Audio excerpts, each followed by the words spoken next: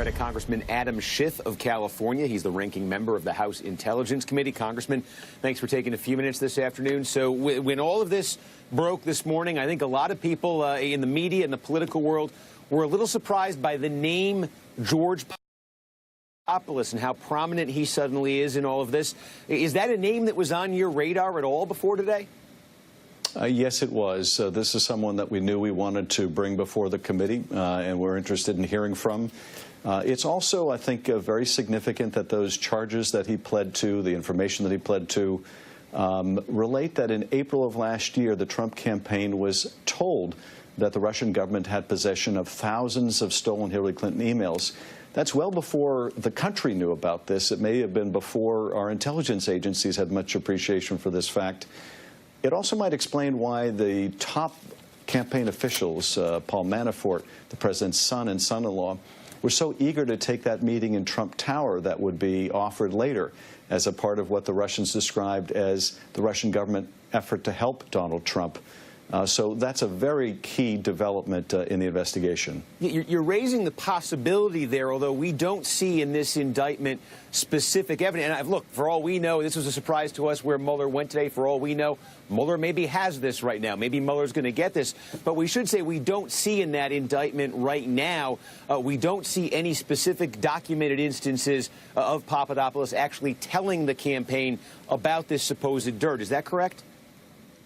Well, in the information, that's not included. That is in the facts that he attested to.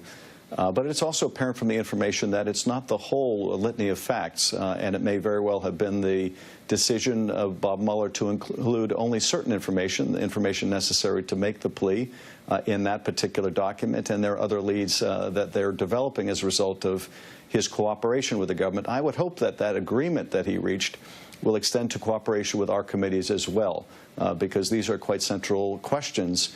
We have to look at this in the bigger context, and the context includes the fact that you have the campaign approached later in that July meeting at Trump Tower, offered derogatory information about Secretary Clinton and expressing a great desire to get it. And then you have later that month the Russians beginning to dump documents through WikiLeaks, through Guccifer 2 and DC Leaks. The Russians may very well have concluded that, yes, the campaign welcomes our help, but it will be cleaner for us not to deliver the documents right to the campaign, but to deliver them through our cutouts, to publish them ourselves. So there are some missing pieces of the puzzle that we're still investigating, but these are key insights as a result of this plea. Well, I guess, it suggests, and there's all sorts of possibilities, I think, that are raised by this, all sorts of questions, as you say, that aren't answered. I guess the question here is, are you seeing the possibility of collusion here? Are you seeing the possibility of collusion be heightened by these revelations? Or are you looking at this and saying, I see collusion right now? Well, we certainly see a willingness on the Trump campaign at the highest levels to accept the Russian government's help, to collude in that way. When they were approached at that Trump Tower meeting and they're asked, would you want this derogatory information as a part of a Russian government effort to help, the answer from the campaign is yes. So clear intent to collude. Now, the question is, did the Russians deliver on it, and did they deliver on it directly, or did they deliver on it by publishing the material themselves? And was there an explicit agreement to do that? Now, the Russians may have very well decided that to give the campaign a certain level of deniability, they wouldn't deliver the documents right to the campaign. They would publish them themselves. But we need to find out just what level of coordination may have gone on.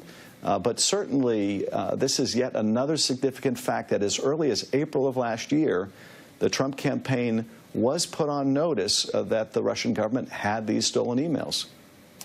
Were you aware that Papadopoulos had been arrested? Were you aware of any of the legal proceedings that had played out with Papadopoulos before today?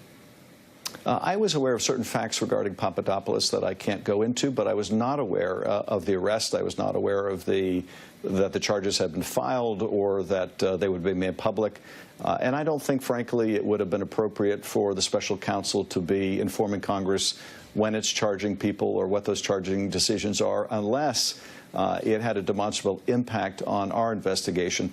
We're trying to coordinate with the special counsel so that nothing we do precludes him from bringing people to justice. So there's a certain basic level of coordination and cooperation that goes on. But no, we did not have advance notice of this. Well, that gets me to my next question then, because, again, there are these sort of parallel things happening. There's what your committee is working on, there's what you're working on, and then there's this actual investigation by Mueller here. So now you have a situation where Papadopoulos, according to the documents that are out there today, he's still an active figure here in terms of Mueller, in terms of his team. They want his cooperation, they want his help. See where that leads. You just mentioned that you want him to appear before your committee. Is that realistic, to have him helping the special prosecutor, cooperating with the special prosecutor in this investigation, and simultaneously to appear before your committee? What could you get out of him that the special counsel couldn't? Well, it's not that we necessarily would get things out of him that the special counsel wouldn't, but we have a different job than the special counsel. The special counsel will decide what laws have been broken and who should be prosecuted. The special counsel is not charged with telling the American people what happened. And in fact, the special counsel works for Rod Rosenstein, and Rod Rosenstein made it clear with respect to the memo he wrote about James Comey, he doesn't think that prosecutors should be talking about their cases outside of an indictment. So ultimately, we're going to have to tell the public what happened, which means we need that information too.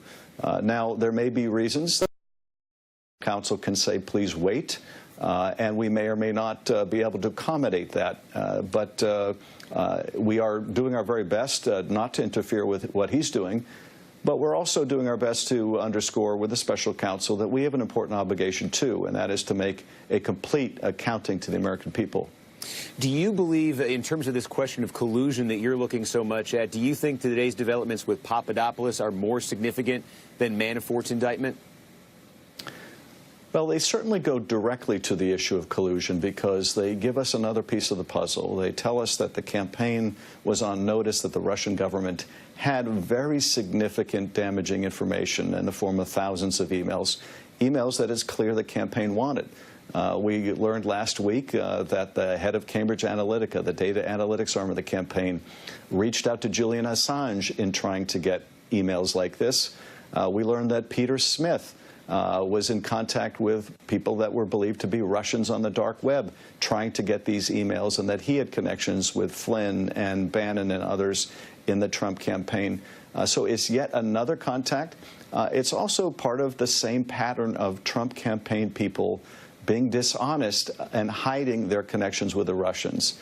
So this is a significant new piece of information that goes to that very central issue that we're investigating, and that is what level of collusion or cooperation or conspiracy was there, if any, between the campaign and the Russians. All right, Congressman Adam Schiff, Democrat from California, thanks for the time.